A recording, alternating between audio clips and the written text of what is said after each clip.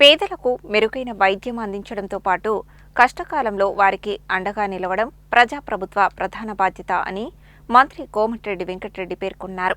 సాంకేతిక కారణాలతో నిలిచిపోయిన సీఎంఆర్ఎఫ్ సాయం కూడా త్వరితగతిన మంజూరు అయ్యేలా అధికారులతో సమన్వయం చేస్తామని తెలిపారు.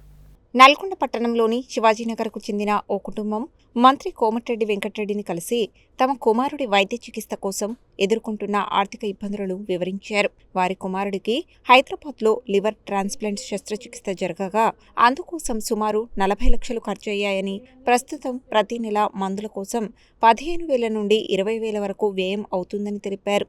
ఈ నేపథ్యంలో సీఎంఆర్ఎఫ్ ద్వారా ఆర్థిక సహాయం కోసం దరఖాస్తు చేసుకున్నప్పటికీ ఎల్ఓసి సాంకేతిక కారణాలతో తిరస్కరణకు గురైందని మంత్రి దృష్టికి తీసుకువచ్చారు.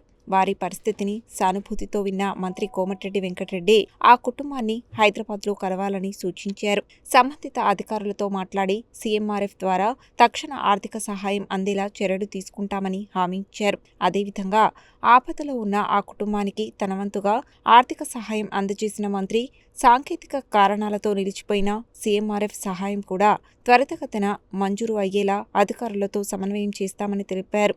పేదలకు మెరుగైన వైద్యం అందించడం, కష్టకాలంలో వారికి అండగా నిలవడం ప్రజాప్రభుత్వ ప్రధాన బాధ్యత అని మంత్రి కోమటిరెడ్డి వెంకటరెడ్డి ఈ సందర్భంగా పేర్కొన్నారు.